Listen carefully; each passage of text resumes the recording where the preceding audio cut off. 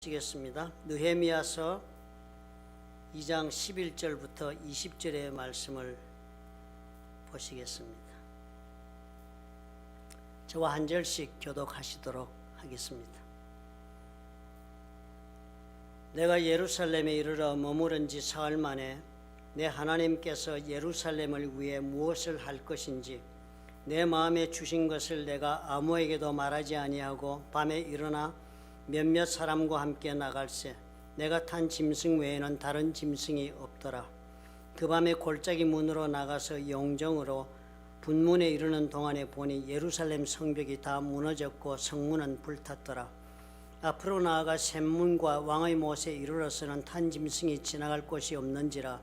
그 밤에 시내를 따라 올라가서 성벽을 살펴본 후에 돌아서 골짜기 문으로 들어와 돌아왔으나 방백들은 내가 어디 갔었으며 무엇을 하였는지 알지 못하였고 나도 그 일을 유다 사람들에게나 제사장들에게나 귀족들에게나 방백들에게나 그 외에 일하는 자들에게 알리지 아니하다가 후에 그들에게 이르기를 우리가 당한 공경은 너희도 보고 있는 바라.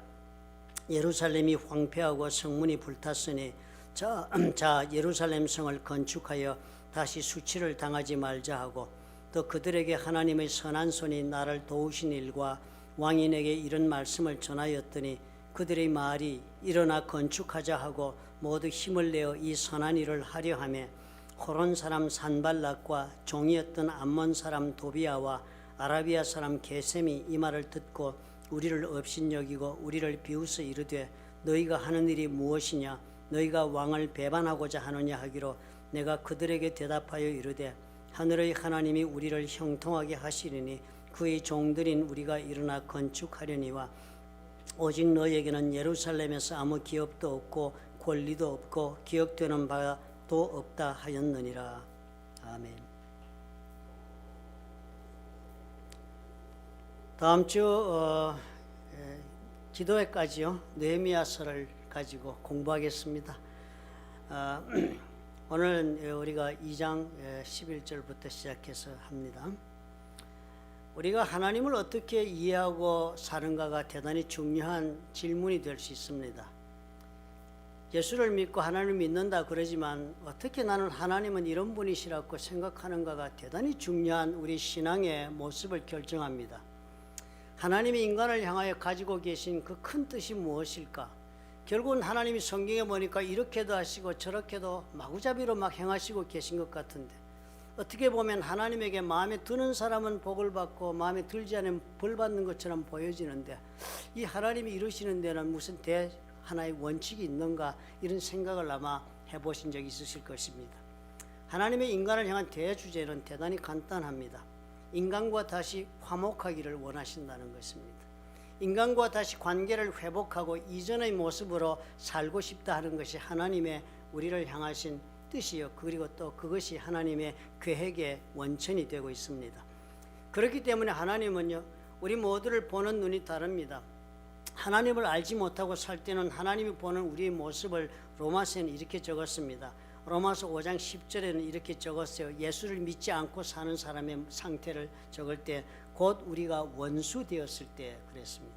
곧 우리가 원수 되었을 때 그의 아들의 죽으심으로 말미암아 하나님과 화목하게 되었다. 즉 예수를 믿는다는 것은 그렇게 원수 되어 살다가 하나님과 화목하는 관계가 되어가지고 이제는 원수가 아니라 하나님의 아들이 되는 것이다 라고 로마서가 설명합니다. 그러니까 우리는 내가 언제 하나님과 원수지었는데 이렇게 생각하기 쉽습니다. 그러나 하나님을 모르고 사는 세상의 모든 풍조와 법도를 따라 사는 것은 하나님 편에서 볼 때 나와 대적된 원수의 사는 모습이라고 그렇게 보신다는 것을 우리가 깨닫게 됩니다. 그렇기 때문에 하나님에게 찾아오는 모든 백성들의 반드시 원수 관계를 해결하는 일을 먼저 하십니다. 그래서 구약에도 보면은 이스라엘 백성들을 불러내셔가지고 애굽에서 광야에서 시내산에서 율법과 제사의 법을 줍니다. 너희들 앞으로 나에게 이렇게 예배드리고 이렇게 제사를 드리면 내가 받겠다 하시는 그 원칙을 제시하실 때 그때 제사를 드리라 말씀을 하시는데 그 제사의 제일 첫 번째가 번제 제사를 드리라. 즉 짐승을 산채로 잡아서 제물로 바친 짐승을 다 불에다 태워드리는 제사를 드리라 그러면서 첫 번째로 당부하는 것이 화목제 이야기를 하시는 것입니다. 출애굽기 20장 24절에 보면 제일 먼저 이 얘기가 나옵니다. 내게 토단을 쌓고 어디로 가든지 간에 어느 곳에든지 가거든 토단을 먼저 쌓으라는 거예요. 그리고 단을 쌓고 그 위에 네 양과 소로, 네 가지고 있는 양이나 그 소를 가지고 와서 네 번제와 화목제를 드리라. 번제와 화목제를 드린 번제와 화목제를 다른 점은 한 가지입니다. 번제는 다 불태워서 하나님 앞에 드리는 거예요. 우리의 죄를 하나님 앞에 대신 속죄받기 위해 내 죄값을 지불하게 하는 짐승을 불태웁니다. 그 다음에 화목제를 드리면 역시 그 짐승의 일부분을 불태웁니다. 그러나 남은 부분 살은 우리가 다 물에 삶고 이래가지고 그 제사를 드린 사람이 제사장과 함께 하나님 앞에서 음식을 먹습니다. 그게 화목제입니다. 그러니까 이 음식을 같이 먹는 것은 그 하나님 보시기에는 서로가 화목한 삶을 회복하여 사는 것을 뜻합니다.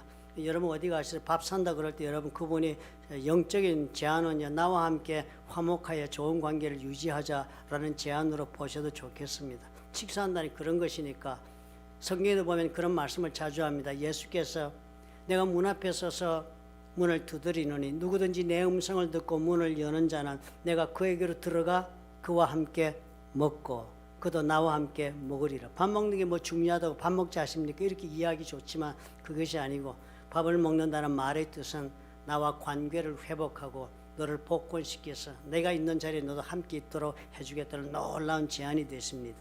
그러니까 하나님이 그 제사를 먼저 드리라고 그러신 거예요. 왜냐하면 그것이 인간을 향하신 하나님의 깊은 뜻이요 계획이기 때문입니다. 저와 여러분이 어떤 인생 경로를 걸어든지 하나님 우리를 바라보면 이 생각하시는 거예요. 내가 어떻게 하면 저 아들과 저 딸과 관계를 회복해서 내 자녀로 다시 삼을 수 있을까 하시는 것이 하나님의 우리를 향하신 큰 뜻인 것입니다. 오늘 느헤미야 이야기도 그래서 그런 하나님의 그 뜻에 기반하고 전개되고 있는 이야기라고 이해를 하시면 틀림이 없겠습니다. 왜요? 실패하고 망하고 깨어진 것을 회복시키는 것이 하나님의 뜻이니까요.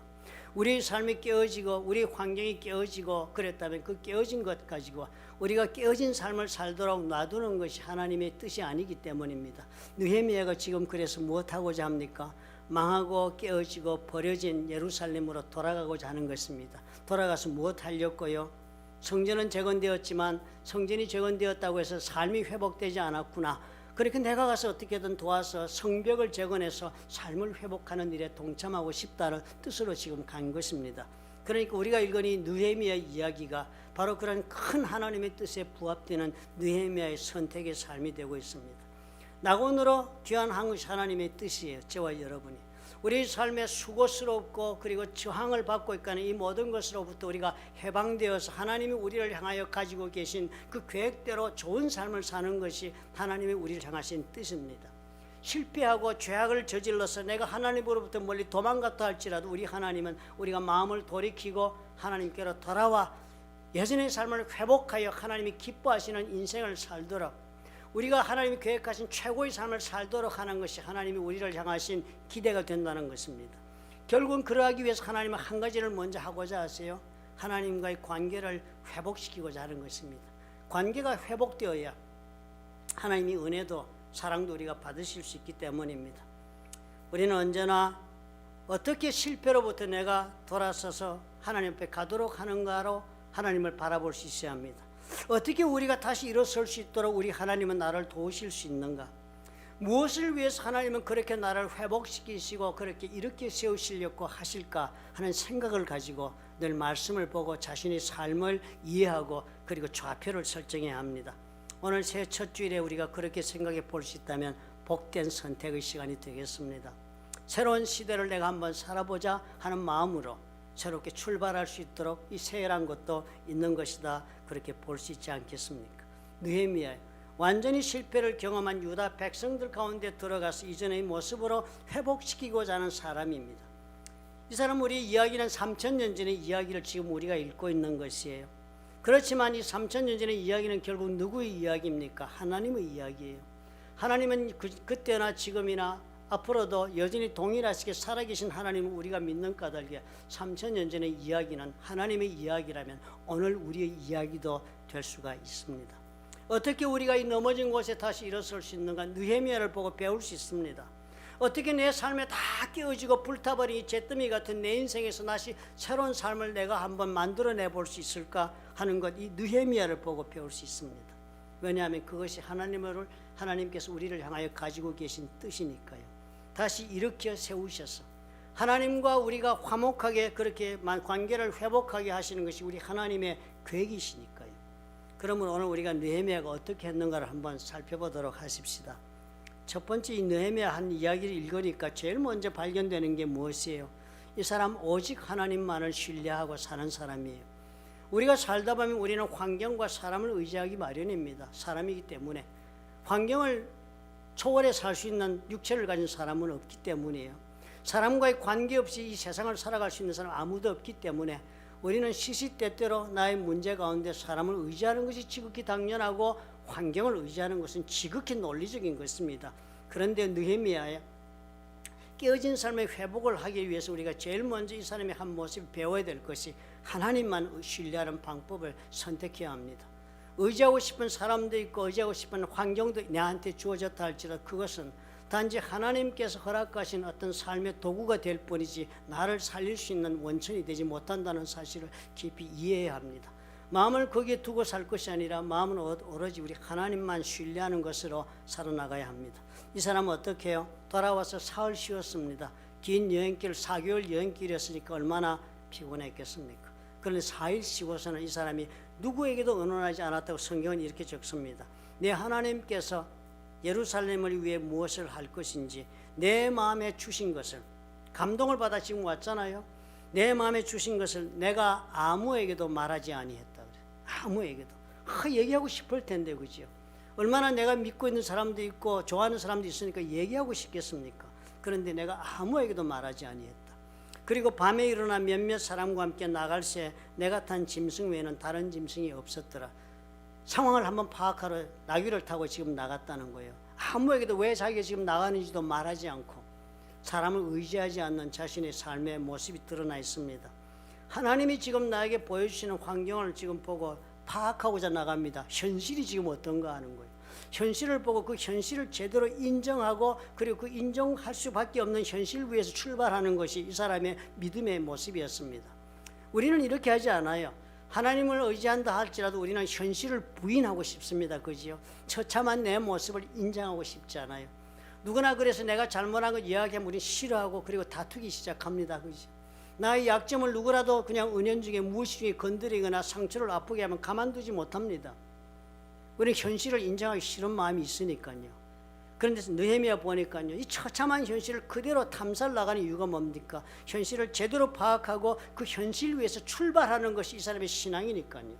나를 부인한 자는, 현실을 부인한 자는 병을 못 고친다고 그러지 않습니까? 내 마음에 상처가 있으면 내 상처는 이런 것이 있다라고 본인이 자각하고 인정해야 해요.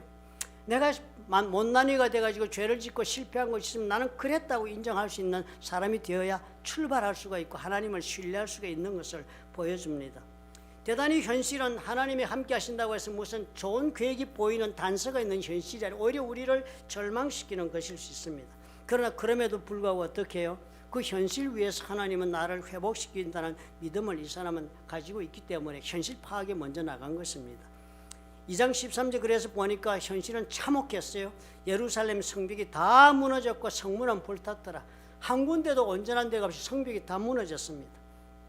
어느 곳으로 가니까 나귀를 타고 나가다 보니까요, 샘문과 왕의 못에 이르러서는 탄 짐승이 지나갈 곳이 없다. 짐승이 갈 수가 없더라. 그럼 어떻게 엉금엉금 넘어가야 갈 수 있을 만큼 그렇게 모든 것이 허물어져 있었습니다.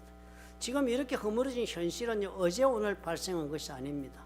느헤미야가 바라보고 있는 이 처참한 현실은 100년 전에 일어났던 처참한 역사적인 사건의 결과였습니다. 우리 삶의 문제는 언제나 그렇습니다. 내가 참으로 잊고 살았는데 정말 하나님 앞에서 치유되고 회복되기 위해서 내가 반추해야 될 그런 일들은 다 오래전에 나의 삶 속에 일어났던 일들이, 내 기억 속에서 내가 일어나서 내가 이전도 됐지만 가만히 돌이켜보면 생생하게 오늘도 살아오는 그런 기억을 가지고 있는 것이 우리 아픔의 상처의 모습이고 내가 인정하기 싫은 현실의 내용입니다. 그런 내용을 어떻게 해요? 스스로 인정하고 용납하고 그리고 그 현실 속에서 출발을 한다는 놀라운 용기가 바로 하나님을 내가 신뢰하고 있다는 것이 증거가 되는 것을 우리가 믿으시기 바랍니다. 느헤미야 어떤 특정한 지지 그룹을 구하지 않았습니다. 하나님 계획에 스스로 동참할 사람을 찾기 위해서요. 어떤 사람에게도 그저 도움을 구하는 말을 결코 하지 않았을 뿐 아니라 그런 사람을 찾지도 않고 모든 사람들을 다 모아놓고 이 사람이 말을 했습니다. 방백들에게 내가 어디 갔었으며 무엇을 하였는지 알지 못하는 그 사람들을 모아놓고 나도 그 일을 유다 사람들에게나 제사장들에게나 귀족들에게나 방백들에게나 그 외에 일하는 자들에게 알리지 아니하다가 그 모든 문제를 다 실상을 파악하고 인정하면서도 말하지 않고 참았습니다. 그리고 나중에 그들을 모아놓고 말하기를 우리가 당한 공경은 너희도 보고 있는 바라. 이 문제를 내가 인정하는 만큼 너희들도 인정할 수밖에 없지 않느냐는 것을 알려줍니다. 인정하라. 예루살렘이 황폐하고 성문이 불탄 현실을 우리가 인정하자. 그리고서는 예루살렘 성을 건축해서 다시 수치를 당하지 말자. 이 부끄러운 모습이라는 것은 하나님의 백성으로서 우리가 잘못 살아서 일이 이렇게 됐다는 것을 우리가 반복하지 말자는 얘기를 하는 것입니다. 우리 잘못을 인정할 뿐만 아니라 그것을 맹렬하게 냉정하게 지적합니다. 예루살렘 성을 건축해서는 다시 수치를 당하지 말자. 이 수치를 당하지 말자는 말은 원어를 보면 또 다른 숨겨진 뜻이 들어있습니다. 스스로 자책하는 삶을 이어가지 말자 그러는 거예요. 정말 하나님 앞에 내가 잘못 살아가지고 일이 이렇게 되었다든지 정말 내가 누구 때문에 피해를 입어서 이렇게 되었다든지 내 인생은 이럴 수밖에 없다든지 그러면서 자신을 자책하며 사는 일을 이제는 그만두자. 성벽을 다시 세우자. 건축하면 된다. 이렇게 지금 이야기를 하고 있는 것입니다. 얼마나 놀라운 이야기를 하고 있습니까? 우리는 사람들에게 같이 일하자 할 때는 좋은 얘기만 하고자 합니다. 장밋빛 약속을 이야기하고 사람을 같이 움직이고자 합니다. 느헤미야 그러하지 않아요. 현실을 인정하고 스스로 자책하며 사는 사람 너는 인식하지 못하고 있지만 네 마음에 자책이 있지 않느냐. 그걸 이제 하나님 앞에 내려놓고 출발해서 새롭게 한번 해보자 라고 이야기를 하는 것입니다. 하나님은 언제나 사람을 쓰실 때 이렇게 된 사람을 쓰는 것이 분명하지 않아요. 두려움이나 이해 타산으로 관계에 매여서 마지못해 끌려오는 사람은 하나님이 함께 일하실 수 없습니다. 회복시킬 수 없습니다. 내 문제를 덮어두고 아름답게만 자기 자신을 이해하고자 몸부림치는 거고요. 셀프 디펜스, 내 자신을 방어하는 거예요. 나는 그럴듯한 사람이고 그럴듯하게 살았기 때문에 이만한 존재라고 말하고 싶어하는 사람과는 하나님은 역사하실 수가 없습니다. 기드온의 이야기 여러분 기억하시나요? 이스라엘이 미디안과 전쟁을 해야 되는 국가적 난제에 처했을 때 모든 백성들이 다 나왔습니다. 국민의 의무니까. 사사기에 보니 그 얘기 나오는데요. 그때 지도자를 하나님이 기드온이라는 사람을 세웠습니다. 기드온과 그를 따르는 모든 백성이 일찍 일어나 하롭 생계 때 진을 쳤다. 미디안이 쳐들어오니까 모든 백성을 다 불러내가지고 전쟁을 하려고 진을 쳤습니다. 그렇게 해서 남북으로 서로 골짜기에 마주하고 있었는데 하나님이 기드온에게 지시를 내리는 거예요. 온 백성들이 왔으니까 이스라엘들도 한 3만 명 넘어가 온 것으로 보여집니다. 사사기 이렇게 적었습니다. 너는 백성의 귀에 외쳐 이르기를. 기드온 보고 소리 질러서 지금 공포하라는 거예요. 사람들 앞에. 두려워 떠는 자는 길라산을 떠나 돌아가라. 그렇게 말하라는 거예요. 이에 돌아간 백성이 2만 2천 명이고 남은 자가 10,000명이에요. 3만 2천 명이 왔는데요. 기드온이 서가지고 전쟁 지금 직전입니다. 무섭거든 집에 가도 좋다. 그러니까 2만 명이 그 자리에서 그냥 보따리에서 가버렸습니다. 하나님이 두려워하는 자 같이 할 수 없기 때문에 보내신 거예요. 이 사람들이 현실의 상황 보고 영리하게 판단하는 사람들입니다. 여러분 인생을 살다 보면 여러분 그런 일 많습니다. 가족 가운데도 그런 분이 있을 수 있습니다. 언제든지요. 두려운 상황을 이야기하면서 같이 하는 분들과 여러분 그 두려워하는 사람 달래가지고 같이 일할 수 있다고 생각하시면 안 돼요. 하나님 그런 사람과는 같이 할 수 없다고 합니다. 두려운 마음이 있으면 안 되는 거예요. 그런 사람 동행하지 말라. 두 번째 또 돌려보내는 그룹이 있습니다. 그래서 10,000명 남았는데 그 10,000명도 부족하지. 미디안이 100만 대군으로 언제나 쳐들어오는데요. 그러니까 그 기드온에게 하나님 또 말씀하는 거예요. 아직도 백성이 많다. 그들을 인도하여 물가로 내려가라. 그리고 거기서 유명한 시험을 우리에게 알려주지 않아요? 가서 이 사람이 너와 함께 하리라면 그와 함께 네 갈 것이니까 염려하지 말고 그 사람 다 데리고 강가로 가라 그랬습니다. 그래서 백성을 인도해서 물가로 내려갔습니다. 그랬더니 여호와께서 기드온에게 이렇게 하라 가르치시는 거예요. 물을 마시게 하라. 그리고 누구든지 개가 핥는 것 같이 혀로 물을 핥는 자들을 너는 따로 세우고 또 누구든지 무릎을 꿇고 마시는 자들도 그와 같이 하라 하셨다. 개가 물을 핥는 것처럼 개가 이렇게 쳐다보면서 혓바닥으로 물 먹는 것처럼 그렇게 물을 떠가지고 혀로 물을 핥아먹는 사람은 따로 세우고 무릎 꿇고서 강에다 입을 받고 물을 먹는 사람을 따로 다 구분해 세우라는 거예요. 그래서 숫자를 계산해 보니까 손으로 움켜 입에 대고 핥는 자의 수가 300명, 그 외 백성 무릎 꿇고 마시는 전부 다 나머지는 무릎 꿇고 마셨다는 거예요. 그랬더니 하나님이 기도원이 그 말씀하시는 거예요. 내가 이 물을 핥아먹은 300명으로 너희를 구원하겠다. 미디안을 네 손에 넘겨주겠다.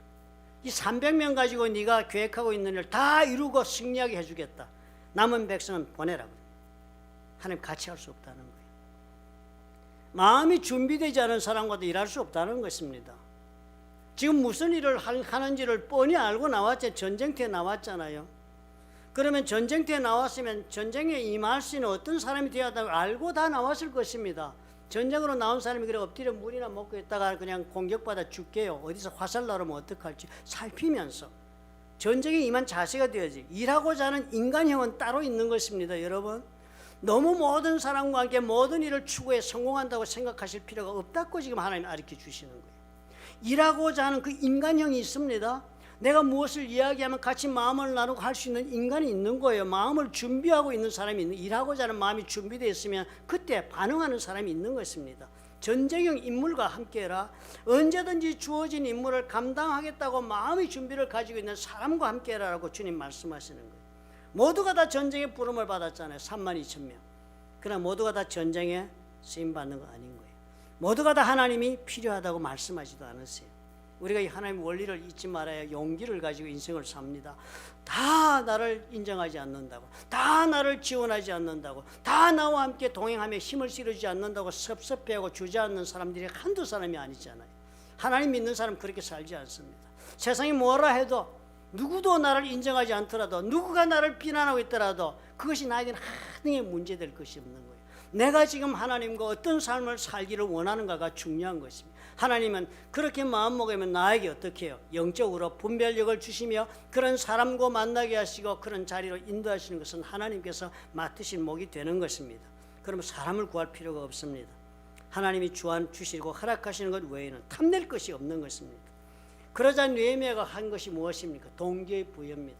자기가 하고자 하는 꿈을 알려야 해요. 가슴에 안고 꿍꿍이로 산다고 해서 꿈이 이루어지는 건 아닙니다.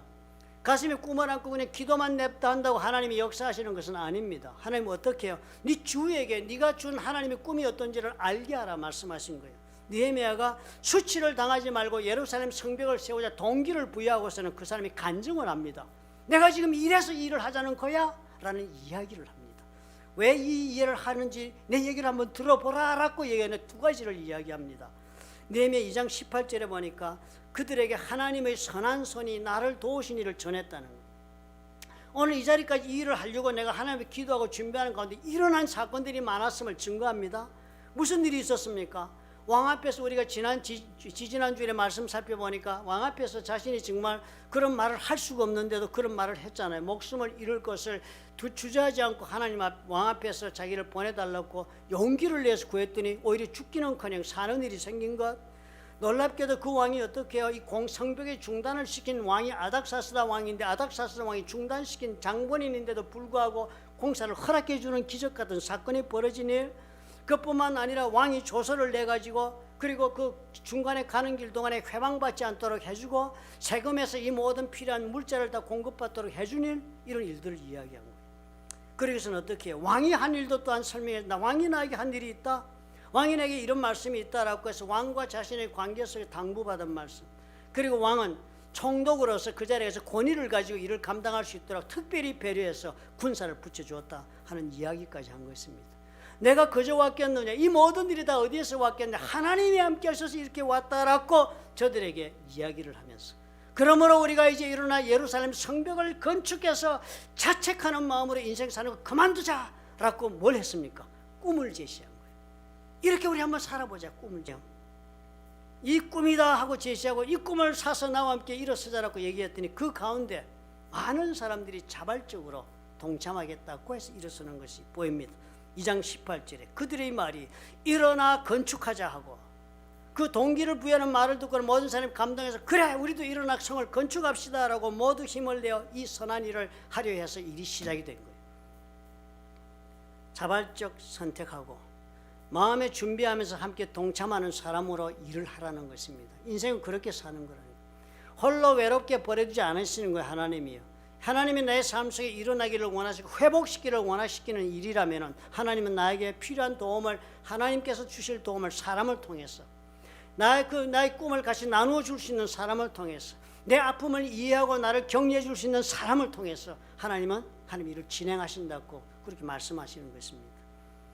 누구나 다 이 사람을 도와주지 않았습니다. 느헤미야를요. 이 감동의 이야기를 듣고 누구나 다 유다 백성이라 동참하지 않았습니다. 두 부류가 동참하지 않은 것을 다음 장에 보면 나옵니다. 3장 5절에 보니까요, 누가 동참하지 않으니까 보니까 이런 사람은 동참을 안 했습니다. 그 다음은 드고아 사람들이 중수하였으나 공사를 했는데 귀족들은 그들의 주인들의 공사, 그들의 슈퍼바이저의 공사를 분담하지 않았다. 귀족들은요, 이 일에 동참 안 한 거예요. 자기 먹고 살 거 다 있고 권세 있는 사람 동참하지 않았습니다. 또 그 다음에 보니까 4장 12절에 보니까 원수들의 근처에 거주하는 유다 사람, 그리고 원수들의 근처라 그래서 원수들은 어떤 사람이에요? 산발랏 총독입니다. 사마리아에. 그 다음에 또 뭐죠? 아모리 사람, 그 사람도 총독입니다. 전부 그 당시 아닥사스 왕이 임명한 총독들로 권세를 가진 그 도비야, 산발랏 이런 사람들이, 그 사람 근처의 사람들, 권세자들과 함께해서 나누고 있는 권력 있는 사람들도 동참하지 않았습니다. 우리가 꼭 그렇습니다. 꼭 도와주면 좋을 사람이 있죠. 인생에 살다 보면 꼭 가서 좀 얘기하면 돈 좀 빌려줘 사업 잘하게 해줄 사람이 있어 보이지요. 꼭 무슨 어려운 거 지혜를 좀 제공해줘가지고 나를 좀 어떻게 부족한 나를 세워줄 사람이 있을 것처럼 보여지지요. 그래서 가서 그거 손 벌리고 구걸하고 한다고 하나님 이 역사를 이루는 거 아니에요. 하나님이 당신의 삶을 회복시키고자 한다면 준비한 사람으로 해주신다. 당신의 꿈을 보고 동참할 사람을 하나님이 골라주고 세워주신다는 그런 믿음을 가지고 인생을 경영해야 하나님의 뜻에 대한 회복을 봅니다. 그렇지 않으면 어떻게 해요? 산발랏에 가서 비는 일 생기고, 그리고 또 노블 귀족들과 비는 일 생겨봤자 그 사람들은 죽어도 안 도와줄 사람들이요. 겉으로는 아무리 그래도 오늘 우리가 보이지 않아요. 처음부터 비웃고 있잖아요. 과감하게 느헤미 이 사람들 배제했습니다. 과감하게. 이 사람들 없이 어떻게 이 공사를 하려고 해요? 총독이고 재물 가지고 다 가진 사람들인데 어떻게 그 사람들 반대하는 일을 할 수 있겠습니까? 아마 찾아가 고개 숙이는 거 정상이라고 생각하기 쉽지요. 안 했습니다. 그 사람들 보니까요, 참으로 놀라운 사람들 아닙니까? 우리 예수님의 방식도 또한 이런 것 지금 아셔야 해요. 옛날이나 지금이나 우리 하나님은 절대로 마음을 같이하고 준비해서 그렇게 오지 않으면 하나님 일하실 수 없다는 걸 알려줍니다. 하나님이 일을 하실 수가 없대요. 예수님이 그랬습니다. 예수님이 회당장 야이를 부탁을 받아 우리 딸이 지금 죽어가는데 우리 집에 와서 우리 딸 좀 기도해 살려주세요 그랬으니까 예수님이 아마 회당장 야이로를 잘 알든지 아마 그랬든지 그런 것 같습니다. 그러니까 그 먼 데 있는 그 집을 가겠다고 그랬어요. 그리고 예수님이 가겠다고 하니까 뭐 그때 많은 군중들이 예수님 따라다닐 때거든요. 예수님을 애워싸고 막 어디로 가시냐고 막 따라오고 있으니까 그런데 예수님 뒤에서 12의 혈류병 앓던 여자가 그 군중을 빌고 들어와 예수님 옷자락에 손을 대고 그래서 그 믿음으로 치료받고 하는 사건이 벌어지는 바람에 지체가 된 거예요. 빨리 예수님 못 가신 거예요. 그렇게 지체가 되어 있는데요. 그때 막 지체하고 있는데 회당장 야이로 집에 사람이 온 거예요. 소식을 가지고. 아직 예수께서 말씀하실 때 그렇게 얘기하고 있는데 회당장의 집에서 사람들이 와서 회당장에게 이르되 당신의 딸이 죽었나이다. 살아있을 때 기도해 살려 죽은 거를 살려준다는 꿈에도 생각할 수 없는 사건이 벌어진 거예요. 그러니까 와가지고 어찌하여 선생을 더 괴롭게 하겠습니까? 그만 포기하세요라고 회당장에게 그 종이 달려와서 얘기한 거예요. 딸이 죽었습니다. 그랬으니까 예수께서 그 하는 말을 곁에서 들으신 거예요. 그리고는 회당장에게 말씀하시기를 두려워하지 말고 믿기만 하라. 전혀 불가능한 거지만 너 두려워하지 말고 믿기만 해라. 두려워라는 말이 나오지 않아요? 제일 먼저 기도원에게 또 집으로 돌려보낸 사람이 누구였습니까? 두려워하는 자예요. 하나님 말씀대로 무슨 좋은 일이 일어나려고 할 때 가장 두려운 것이 이렇게 해도 되겠나? 일하다가 우리 망하는 거 아니냐? 일하다가 내가 코 빠지는 거 이런 생각, 두려운 생각 드는 겁니다. 두려워하지 말라. 그리고서 그 다음에 베드로와 야고보의 형제 요한 외에 아무도 따라옴을 허락하지. 제자 많은데요. 다 나머지 제자 믿음이 약한 자는 딱 떨치고 베드로, 야고보, 요한 3명만 딱 허락하고 나머지 나 여기 있거라. 너 셋만 따라오느라 딱 선별해서 가십니다. 그리고 갔더니 회당장 집에 갔더니 막 울고 불고 난리가 났습니다. 막 장례식 준비하고. 그래 예수님 물었어요. 어찌하여 떠들며 우느냐? 이 아이가 죽은 것이 아니다, 잔다 그랬더니 사람들이 그 말을 듣고 다 비웃었더라. 그들이 비웃더라. 그렇죠, 비웃을만 하지. 얼토당토 않는 말씀을 하시네. 그랬더니 예수님이 그 비웃는 사람 다 내보내셨어. 나가라 그랬어. 다 나가라. 지금 내 앞에서 울고불고 비웃는 사람 다 나가라. 다 내보내신 후에 아이의 부모와 또 자기와 함께한 자들을 데리시고 아이 있는 곳에 자기와 함께한 자가 베드로, 야고보, 요한입니다. 부모님하고 딱 그만 자식을 어떻게든 살리기를 원하는 부모 둘, 그리고 자기 제자 세 사람, 예수님이 어떤 분인지 확실히 믿고 사는 셋 데리고만 들어갔습니다. 그리고 들어가서는요, 그 아이 손을 잡고 이르시되 달리다꿈 하시니 번역하면 곧 내가 내게 말하는 소녀야 일어나라. 아이고 벌떡 일어났습니다. 이 장면이요, 어떤 설명이 필요 없지 않아요. 모든 부정적인 말, 두려워하는 사람은 동행할 수 없다는 것의 사건의 얘기가 예수님 때도 동일한 하나님의 역사의 방식인 것입니다. 회방꾼이나 의심꾼이나 불순종하는 자들 앞에서 하나님의 능력을 과시해서 그들을 제압하고자 하는 것이 하나님의 뜻이 아닙니다. 하나님의 뜻은 하나님을 믿고 하나님께 순종하며 꿈을 사서 하나님과 동행하는 자에게 하나님이 역사하셔가지고 모든 불순종하고 하나님 반대하는 사람들이 하나님의 역사를 보고 하나님을 선택하도록 하나님 그렇게 원하시기 때문에 하나님 이렇게 택하시는 것입니다. 느헤미야 아마 강제적으로 자기 총독의 권한을 이용해서 모든 사람들을 소집했다고 이 일이 이루어지겠습니까? 느헤미야는 하나님의 꿈에 동참하고 그리고 자신의 삶을 나눌 수 있는 사람과 함께 자발적인 사랑과 시작했습니다.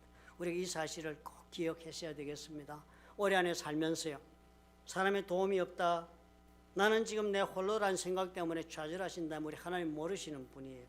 우리 하나님 반드시 준비하고 계신 사람을 통해 역사하십니다. 구걸하지 마십시오. 또 내가 가지고 있는 것에 너무 그렇게 자만하지 마십시오. 하나님은 언제나 내가 가지고 있는 것으로부터 일을 시작하신다는 사실 때문입니다. 오늘 보십시오. 느헤미야, 이 사람들이요, 다 어떤 사람들이었습니까? 다 낙심한 사람들이요. 하루 이틀 낙심한 사람 아닙니다. 귀환해가지고 그 아들 손주 뭐 그렇게 됐겠죠. 성전을 재건했지만 신앙생활 제대로 못하고 있다가 에스라 와가지고 큰 난리를 피우고 종교 개혁을 경험한 사람들이, 그러고 나서도 지금 10수년 동안 그냥 주저앉아 살고 있으니까 느헤미야가 다시 돌아와 성벽을 재건하고자 한 사람들입니다.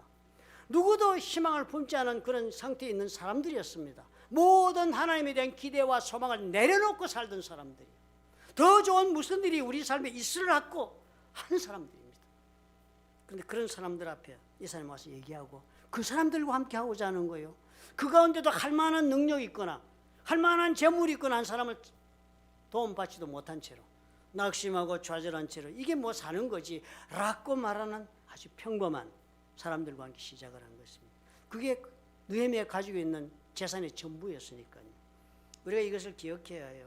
우리는 큰 하나님 일을 도모하면 큰 무슨 자원이 필요하다고 생각합니다. 절대로 그러지 않은 것을 우리가 어디서 배웠습니까? 오병이어의 기적에서 배웠어요.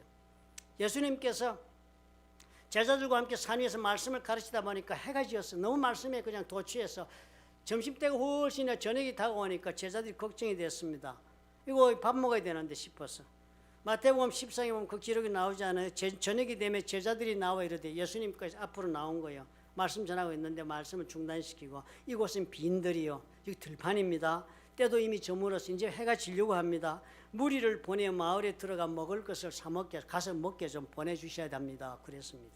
그랬더니 예수께서 이르시되 갈 곳 없다, 보낼 거 없다, 너희가 먹을 것을 주라.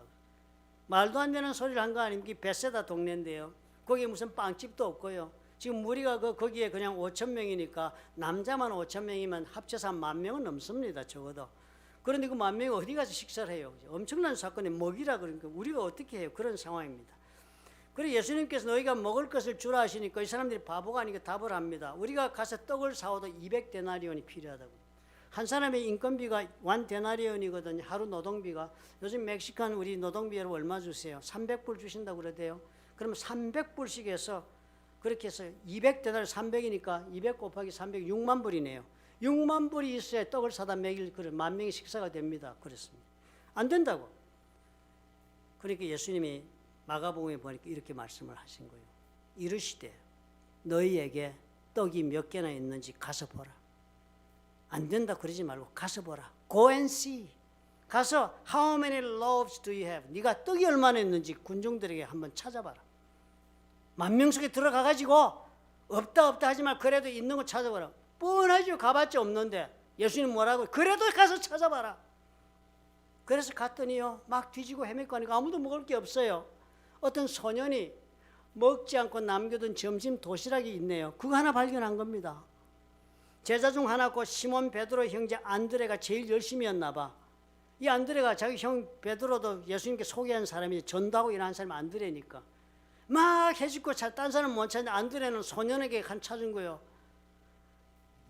여기 한 아이가 있어 보리떡 5개 물고기 2마리를 가지고 있나이다. 찾아온 거예요. 점심 도시락.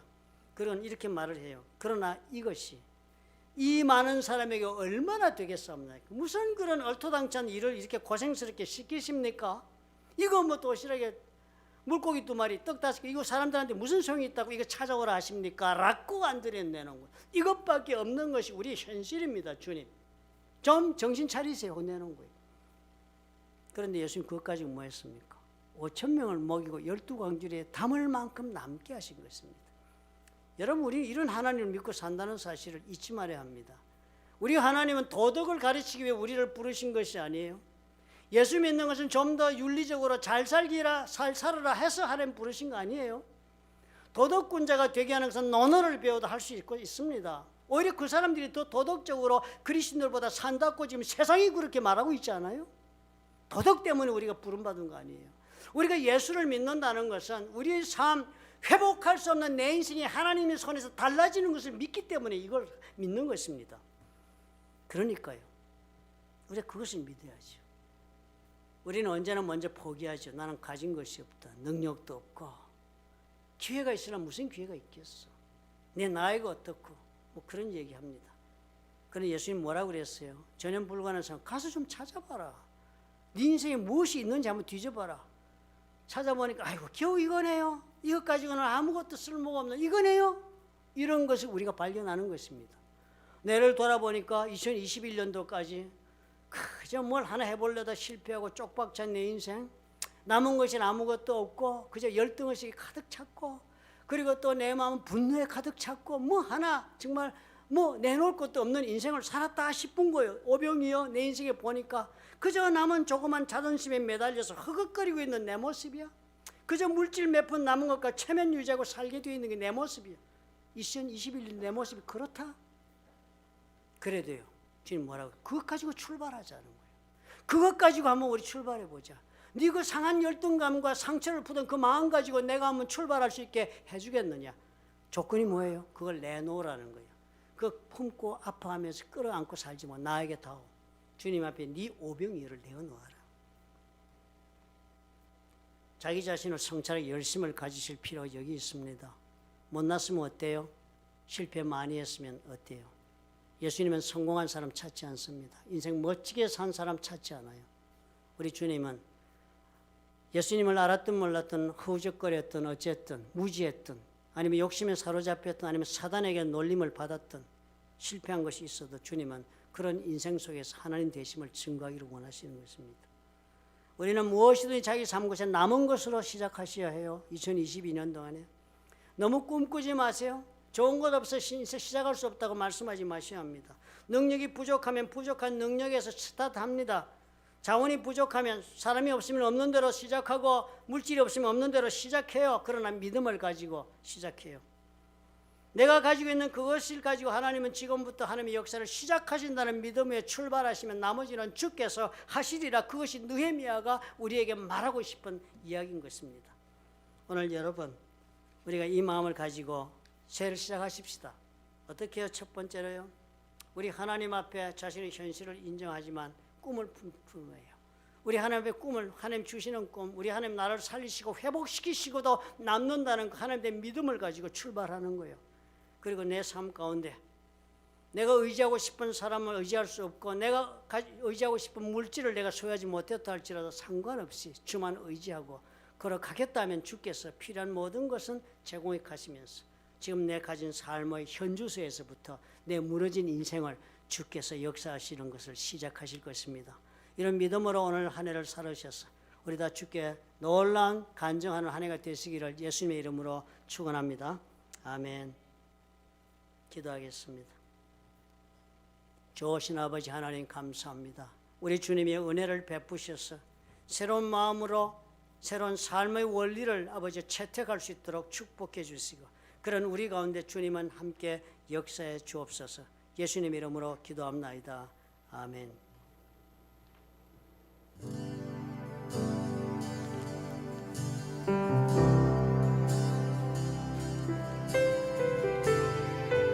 말씀 기억하시면서 이렇게 고백했으면 좋겠습니다. 지나간 일들을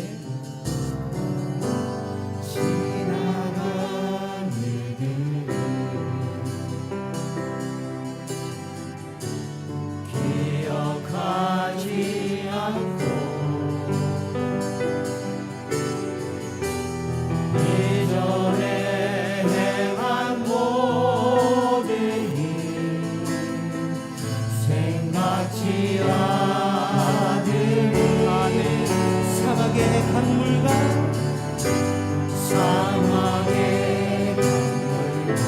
길을 내시는 우리 주님,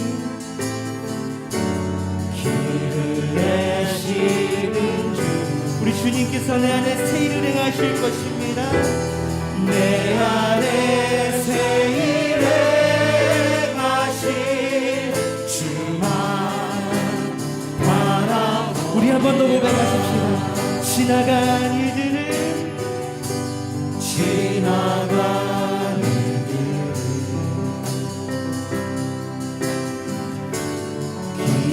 기억하지 않고 이전에 행한 모든 일 생각지 않으니 사막의 강물과 길을 내시는 주 내 안에 새 일을 행하신 주만 바라보리라. 아멘. 주 나를 보호하시고 날 붙드시니 나는 못 내놓고 존귀한 주님의 자녀라. 주 나를 보호하시고 날 붙드시니 나는 못 내놓고 존귀한 주. 우리 시간 간절한 마음으로 한번 더 고백하시면서 주 나를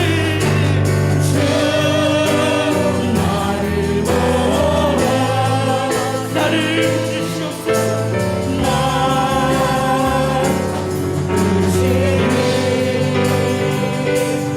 나는 못 내놓고 존귀한 주의 자녀라.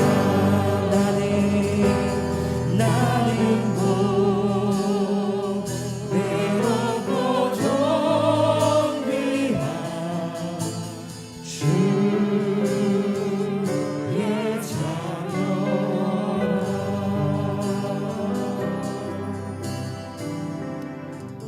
오늘은 특별히 한 가지 더 하겠습니다. 우리 진기령 임재선 부백의 하나님이 셋째를 주셨는데요.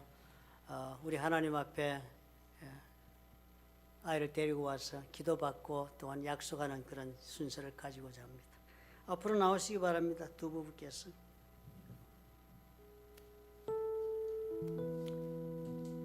우리 교회에서는 어린아이가 태어났을 때 하나님 앞에 데리고 나와 기도받는 것을 헌화식이라고 부릅니다. 많은 분들이 하나씩 그러면 자녀를 하나님 종으로 바치는 거라고 오해하는 분들이 계신데요. 그것이 아니라 주님 앞에 성경의 말씀을 따라 아이를 키우겠다는 언약식을 하는 것입니다. 두 분이 가까이 코로나니까 6feet 유지합시다. 나란히 앞으로 보시겠습니다. 진경 씨가 이러고 있습니다.